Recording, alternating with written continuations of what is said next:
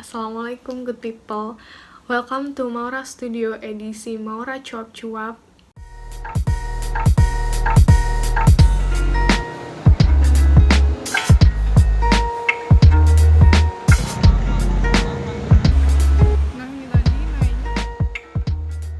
Ini kayaknya akan jadi episode pertama Maura Cuap-Cuap. Di episode kali ini aku mau share 5 hal yang aku harap aku tahu lebih awal sebelum masuk ke dunia perkuliahan. 5 tips yang akan aku bagikan ini sepertinya sudah sangat klasik, udah banyak yang share, tapi aku mau coba share versi aku, semoga bisa diambil manfaatnya. Dunia perkuliahan ini emang sangat luas banget ya, kayak ilmu apa aja tuh kalian bisa dapat, mungkin dari dosen di kelas. Kalau cuma di kelas ya dapatnya ilmu yang di kelas doang, tapi dosen waktu di luar kelas, terus dapat ilmu dari temen, dapat ilmu dari senior-senior dan orang-orang lainnya yang ada di lingkungan kampus. Jadi beragam banget ilmu yang bisa kita dapatkan kalau kita bisa memanfaatkan ini dengan sangat baik. 5 hal yang aku harap aku tahu lebih awal di dunia perkuliahan. Yang pertama yaitu organisasi. Jadi organisasi ini di dunia perkuliahan itu sangat beragam, mulai dari tingkat jurusan, fakultas, maupun universitas. Selain 3 organisasi tersebut, ada juga organisasi yang bergerak di luar kampus, tapi masih menaungi teman-teman mahasiswa. Nah, saking beragamnya organisasi yang ada, kita sebagai mahasiswa dituntut untuk bisa memilih organisasi yang memberikan impact baik kepada diri kita, dan juga kita bisa menyalurkan maksud baik kita untuk terwujudnya tujuan dari organisasi tersebut. Nah, cara milih organisasi itu ya tentunya disesuaikan dengan prinsip dan nilai-nilai yang teman-teman pegang.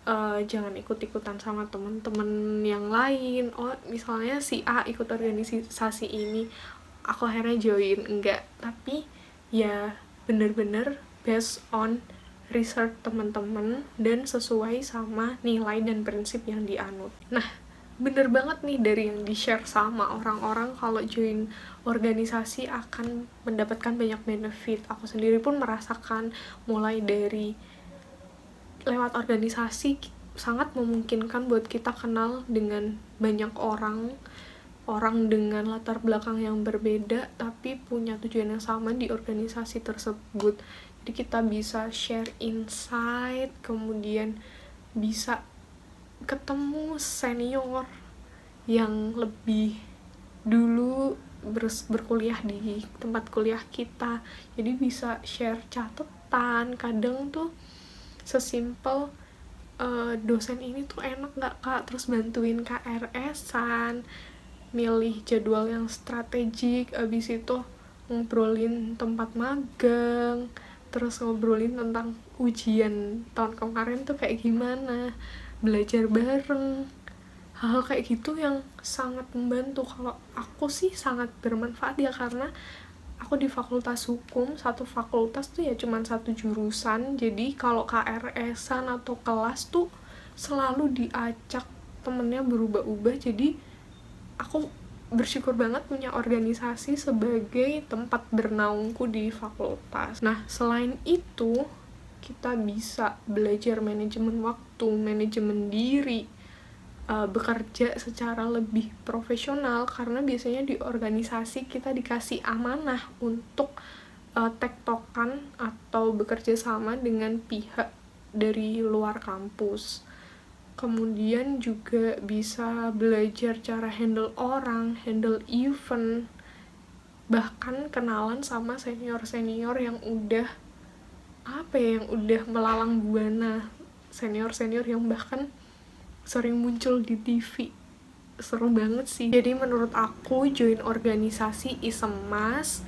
Tentunya harus disesuaikan dengan nilai dan prinsip yang kita anut. Kemudian jangan merasa terbebani atau terpaksa. Pressure pasti ada, tapi ya coba dinikmatin aja prosesnya. Kemudian yang kedua yaitu magang. Mungkin di beberapa jurusan atau fakultas magang itu jadi sebuah matkul atau syarat kelulusan. Tapi kebetulan di fakultas aku itu nggak jadi syarat kelulusan, cuman emang di fakultas aku tuh kayak berlomba-lomba untuk magang di tempat yang bagus, karena emang kita nggak dikasih kewajiban untuk magang gitu loh. Padahal pekerjaan yang nantinya kita jalankan itu bener-bener praktis, lebih banyak prakteknya gitu. Nah, sebagai mahasiswa yang ada di era ini itu udah sangat dimudahkan dan diuntungkan untuk mencari tempat magang. Misalnya dengan ada program-program yang disediakan oleh pemerintah, yaitu magang merdeka dari kampus Merdeka, magang bersertifikat maksud aku. Terus magang bersertifikat dari FHCI, ataupun mungkin bisa masukin lamaran melalui proposal langsung ke lembaga yang ingin dituju. Nah, dengan adanya program-program yang diadakan pada saat masa Mas Menteri ini, itu tuh aku sering dengar selentingan dari orang-orang yang udah lulus sebelum ada program ini tuh kayak iri gitu loh. Jadi teman-teman harus manfaatin ini dengan baik, walaupun jokesnya itu magang merdeka itu sama seperti SBMPTN kedua. Itu real sih, karena aku pun apply di tahun pertama nggak ada yang nyantol, kemudian aku coba lagi di tahun kedua, dan di tahun pertama tuh nyobanya nggak cuma 1-2, udah banyak banget, mungkin puluhan ya. Terus habis itu di tahun kedua magang merdeka yang kampus Merdeka aku keterima, cuman nggak sesuai dengan jurusan. Akhirnya aku diterima di magang merdeka yang FHCI. Akhirnya aku ambil karena sesuai sama jurusan aku. Terus aku mau share beberapa tips. Mungkin gagal tuh sesuatu yang sederhana, kalau kita coba dan coba lagi, bahkan ada pelajaran gitu loh yang bisa diambil. Mungkin dari segi menyiapkan berkas dan interview kita udah sangat lebih maju dari teman-teman yang lainnya. Jadi jangan terpuruk akan kegagalan. Gagal itu biasa di saat apply seperti itu. Kemudian di magang merdeka dan FHC itu keuntungannya bisa dapat uang saku ya, dibandingkan magang-magang lainnya. Memang sangat kalau lihat datanya itu emang saingannya tuh banyak pol, tapi nggak usah pikirin itu, karena kalau emang udah berusaha dan emang kodarnya keterima tuh pasti keterima gitu lah. Nah, yang paling penting tuh dipersiapkan dengan sangat baik, itu aja sih. Terus sesuai sama syarat dan ketentuan yang udah ditetapkan. Keuntungan lainnya join magang bersertifikat itu bisa dikonversikan setara sekitar 20 SKS. Namun pada kenyataannya tidak begitu Ferguso. Jadi nggak full 20 SKS. Jadi lebih enaknya sih teman-teman yang udah semester akhir, yang udah nggak ada matkul, baru join magang ini. Apalagi sekarang udah offline, jadi nggak bisa yang disambi kayak dulu lagi gitu. Ya pokoknya kalau ada kesempatan coba aja, nggak usah takut gagal itu hal yang biasa. Kemudian aku mau share beberapa manfaat dari join magang. Yang pertama yaitu yang selama ini kita dapatkan di dunia perkuliahan itu akhirnya kita bisa mempraktikkan langsung di dunia kerja, yang kadang apa yang kita pelajari itu terlalu lurus atau terlalu kaku untuk dipraktikkan, jadi harus beberapa hal menyesuaikan gitu. It's okay, yang penting belajar, jangan merasa paling pintar dan selalu rendah hati serta mau belajar. Kemudian kita jadi ngerti apa saja yang harus dipersiapkan untuk terjun di dunia kerja yang persaingannya lumayan ketat itu. Kemudian kita bisa tahu juga cara menghadapi seseorang atau orang-orang yang berada di posisi jabatan yang berbeda-beda. Kemudian kita bisa lebih pintar manajemen waktu, yang paling penting kita jadi bisa memantapkan diri di posisi apa, di tempat mana kita akan berkarir gitu. Jadi makin banyak referensi pilihan dalam menentukan karir kedepannya itu seperti apa. Yang ketiga yaitu beasiswa. Beasiswa itu merupakan semacam bantuan dari lembaga atau sebuah perusahaan yang diperuntukkan untuk kita selama masa studi. Kemudian beasiswa ini dapat berupa uang biaya pendidikan kuliah, mungkin berupa potongan UKT atau bantuan UKT, atau mungkin uang saku, jadi biaya hidup. Dan yang selanjutnya bisa dalam bentuk pendidikan, jadi semacam course atau pelatihan leadership gitu. Mendapatkan informasi beasiswa ini juga nggak gampang. Mungkin teman-teman sudah mulai merasakan sulitnya mendapatkan informasi dari bangku SMA. Nah, di perkuliahan juga sama, bahkan relatif lebih sulit, tapi syukurnya alhamdulillah kalau di univ aku informasi bener-bener transparan ya, lumayan transparan, karena informasi beasiswa di-share di portal, apalagi fakultas aku punya advokasi, itu nanti di-share di line beasiswa apa aja yang sedang buka. Jadi kalau misalnya univ teman-teman nggak provide itu, bisa dicari di mungkin bagian kemahasiswaan atau di advokasi. Advokasi itu adanya kalau aku di Dema gitu, kayak BEM fakultas. Yang mungkin bisa dicari di situ.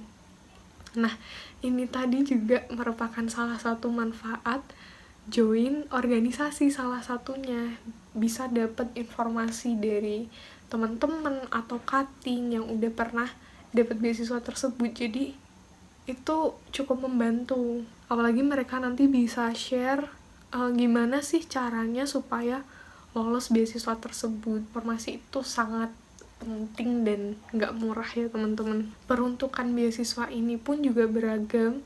Paling banyak itu yang diperuntukkan bagi mahasiswa yang kurang mampu secara finansial.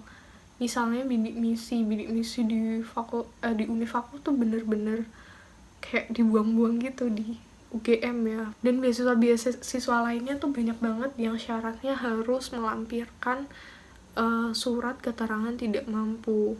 Nah, tapi sebagai orang yang sedengan gitu kan kadang sulit ya. Tapi tenang, masih ada beasiswa lainnya, yaitu beasiswa untuk mahasiswa yang biasanya berprestasi gitu.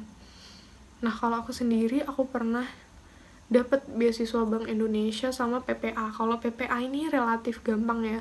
Kalau beasiswa Bank Indonesia ini dapatnya lumayan, tapi seleksinya juga menurut aku pesaingnya banyak gitu loh, dan cuman diperuntukkan untuk beberapa jurusan aja sesuai dengan kriteria dari Bank Indonesia. Nah, beasiswa lainnya yang keren-keren nih menurut aku itu misalnya XL Future Leader, Tanoto Foundation, kemudian Jarum, tapi UGM waktu tahun aku tuh nggak kerja sama Jarum. Kemudian apalagi ya, ada Mitsubishi, kemudian banyak deh pokoknya beasiswa keren yang diperuntukkan untuk mahasiswa yang berprestasi. Jadi untuk kalian yang secara finansial pas-pasan tapi tergolong nggak mampu juga enggak, ya nggak apa, disyukuri, tapi masih banyak loh beasiswa yang untuk yang mampu tapi berprestasi itu bisa didapetin gitu. Jadi jangan berkecil hati, selami informasi, riset, terus banyak nanya, itu akan sangat-sangat membantu dalam mendapatkan beasiswa. Semangat untuk berjuang beasiswa. Kalau ada kesempatan bukaan beasiswa, terus kriteria kita memenuhi, udah dicoba aja, dipenuhin dokumen-dokumennya. Sama kayak apply magang, apply beasiswa itu mungkin juga nggak langsung keterima, tapi kalau misalnya orang-orangnya emang keren, ya udah pasti cepet diterimanya. Tapi dengan kegagalan itu kita makin cepet untuk ngerti kapan beasiswa ini dibuka, jadi informasinya makin banyak, terus tangannya itu udah terampil untuk membuat berkas-berkas beasiswa, seperti biasanya suruh bikin esai, motivation letter, terus CV dan lain sebagainya. Jadi udah lebih terampil lah istilahnya. Yang kelima yaitu student exchange. Nah, kalau ini tuh aku sedih banget sih. IISMA itu adanya di tahun 2000 berapa ya? Sekitar 2021 kayaknya ya. Aku tuh bener-bener minat banget join IISMA, tapi waktunya nggak kekejar karena bener-bener dapet informasinya tuh udah sangat mepet, sedangkan aku belum punya sertifikat bahasa seperti IELTS maupun TOEFL. Dan juga aku malah bikin paspor dulu. Emang bodoh sih. Dan setelah itu di tahun berikutnya angkatanku udah nggak boleh daftar IISMA. Jadi untuk teman-teman yang saat ini masih kuliah, manfaatkan itu dengan baik. Investasi di sertifikat bahasa itu menurut aku sangat-sangat penting. Jadi suatu saat ada kesempatan tuh kalian udah lebih maju gitu loh. Bisa IELTS, bisa TOEFL IBT, bisa TOEFL yang ITP yang biasa. Walaupun TOEFL IBT sama IELTS itu mahal banget, tapi itu sesuatu yang worth it lah.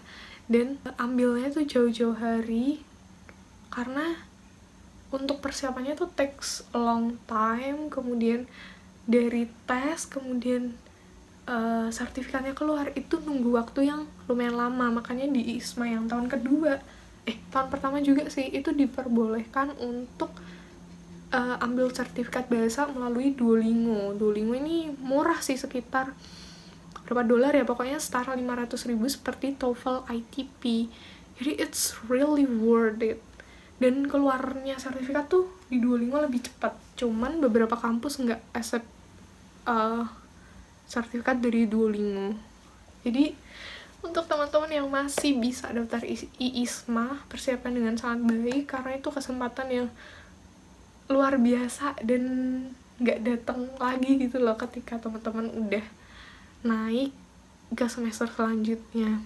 Kayaknya cuman bisa di 2 tahun ya, atau cuman setahun, aku lupa. Nah, selain lewat IISMA, kalau di univ aku tuh ada portal yang isinya tentang informasi exchange, misalnya summer course atau pokoknya course-course yang singkat ke luar negeri. Tapi biasanya itu kebanyakan itu bayar sendiri, tapi juga ada yang fully fund dari sebuah universitas gitu, kayak beasiswa dari universitasnya, dan itu cuman 1 semester gitu. Jadi udah pokoknya pinter-pinter menyelami website-website univ dan banyak bergaul sama orang-orang yang punya interest yang sama, jadi bisa lebih dimudahkan.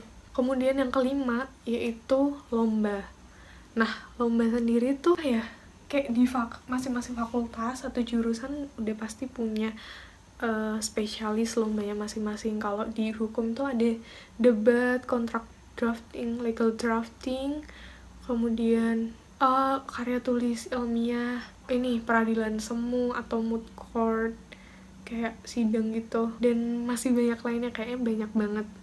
Dan aku sendiri tuh ikut tapi nggak sampai final. Kalau nggak bahkan diseleksi di univ aja aku udah nggak lolos. Makanya kalau misalnya bisa mengulang waktu, aku akan pusin di semester awalku untuk ikut beberapa lomba, karena dengan lomba itu tuh kita jadi matkul-matkul yang ada di semester tua, maksudnya kayak semester 7, semester 6, itu tuh udah kita hatamkan waktu kita persiapan ikut lomba. Jadi bener-bener sangat membantu.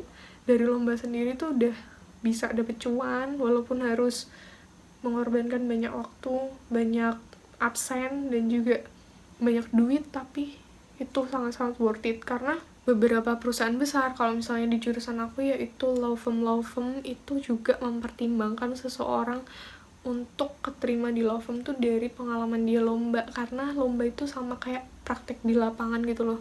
Dia harus riset, kemudian kalau peradilan semu riset, kemudian mempraktikkan, memecahkan masalah dulu, habis itu dipraktekkan di depan umum. Jadi kayak kemampuan mereka tuh udah lebih unggul, jauh lebih unggul dari teman-teman yang lain gitu. Karena kadang juga bisa jalan-jalan kalau misalnya lombanya di luar kota, bisa di reimburse atau bahkan udah di cover sama fakultas atau univ. Misalnya PKM, nah PKM itu juga duitnya banyak dan manfaatnya juga banyak gitu, fasilitasnya juga good sih walaupun lombanya lama.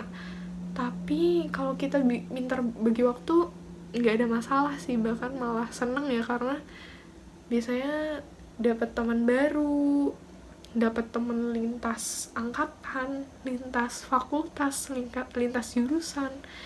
Jadi banyak banget lah pengalamannya. Jadi mulai sekarang bisa nih di riset lomba apa yang pengen aku ikutin gitu, di kejuaraan bergengsi apa sih yang ingin aku ikutin, bisa mulai dicari dan dipersiapkan dari sekarang. Terus cari partner untuk lomba itu juga nggak mudah, jadi kalau misalnya teman-teman emang udah unggul dari semester awal, mungkin ada temen lain yang cari partner, bisa nih jadi direkrut temen yang lain ini. Pokoknya rajin-rajin aja deh kalau kuliah tuh, balance antara kehidupan perkuliahan sama kehidupan kampus yang di luar perkuliahan gitu. Mungkin itu aja beberapa tips atau 5 hal yang aku harap aku bisa tahu lebih awal sebelum aku masuk ke dunia perkuliahan versi Maura. Dan mungkin teman-teman yang lebih senior atau lebih berpengalaman ingin membagikan tips atau insight-nya bisa tulis di kolom komentar di bawah. Mari kita diskusi. I really thankful and appreciate it. Thank you for watching. See you in another video. Semoga bermanfaat. Bye. Fit yang bisa di emosi gue.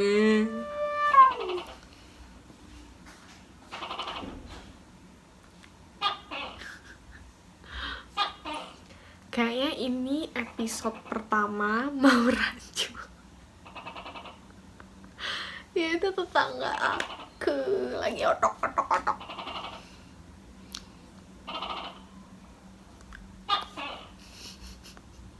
Bentuk pendidikan. Ya Allah, capek banget.